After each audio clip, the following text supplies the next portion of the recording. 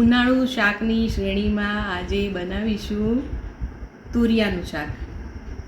અને તુરિયા પાંદડાનું શાક શીખવું હોય તો એ પણ મને કોમેન્ટમાં લખજો.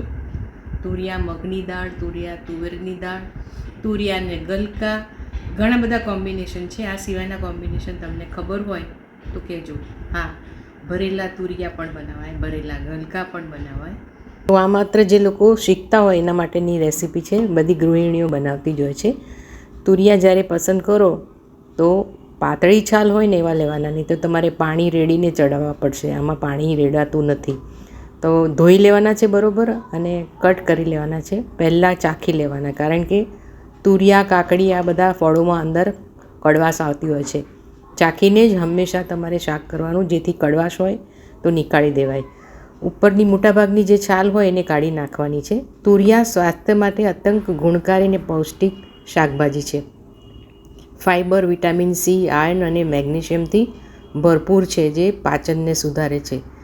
અને હા, કેલરી ખૂબ ઓછી હોવાથી વજન ઘટાડવામાં પણ મદદરૂપ થાય છે. કહેવાય છે કે ડાયાબિટીસના દર્દી માટે તુરિયા સારા ગણાય છે અને લોહીમાં ગ્લુકોઝના સ્તરને નિયંત્રિત રાખે છે. તો આવી રીતે સમારી લેવાના છે અને જે પ્રમાણે તમારે નાના મોટા ટુકડા ખાવા હોય એ પ્રમાણે કાપી લેવાના છે.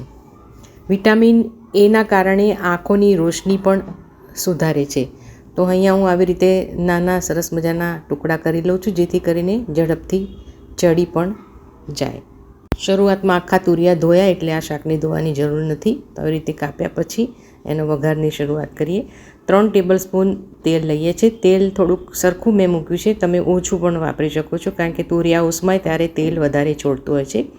1 ચમચી રાઈ તતડે એટલે જીરું ઉમેરીને અજમો ખાસ મસળીને ઉમેરવાનો. અજમો ઉમેર્યા પછી હિંગ થોડીક ઉમેરીએ છીએ અને ત્યારબાદ લસણ કચડીને મેં રાખેલું. તમે આદું પણ ઉમેરી શકો છો. બધા પોતાની રીતે જુદી જુદી રીતે બનાવતા હોય છે. હું મારી સ્ટાઇલથી શાક તમને બતાવું છું. લસણ કકડી જાય ત્યાં સુધી રાહ જોવાની છે. તાપને ધીરો રાખવાનો છે. ત્યારબાદ તુરિયાને ઉમેરી દઈએ છીએ. 1 ચમચી હળદર ઉમેરીએ છીએ.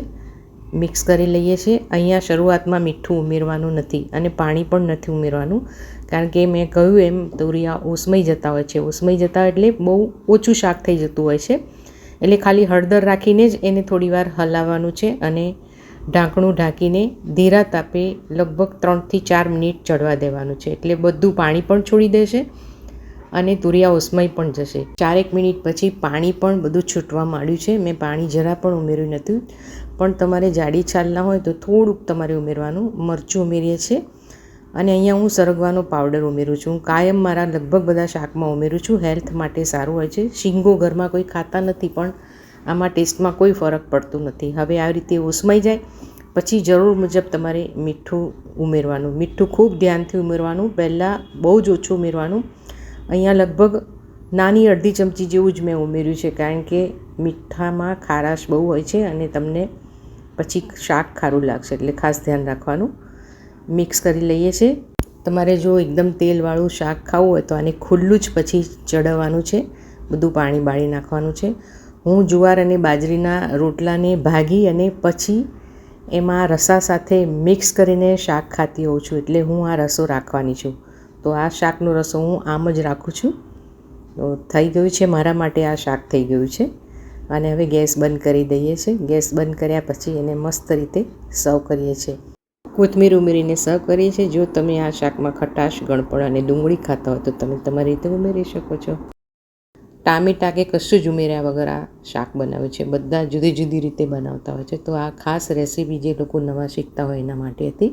તો વિડીયો ક્યાંથી જોઈ રહ્યા છો એ ખાસ લખજો, લાઈક કરજો, શેર કરજો, કોમેન્ટ કરજો. અને મેં જુવાર અને બાજરાના રોટલા સાથે આ રસો મિક્સ કર્યો. અને જે લોકો લસણ નથી ખાતા એના માટે મેં લસણ વગરની કઢી બનાવેલી.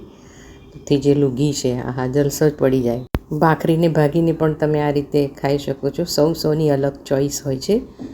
આ વિડીયો જોઈ બદલ આપ સૌનો ખૂબ ખૂબ આભાર. Please like, share, subscribe, follow Mayadeepak 22. Thank you very much. Take care. Bye by.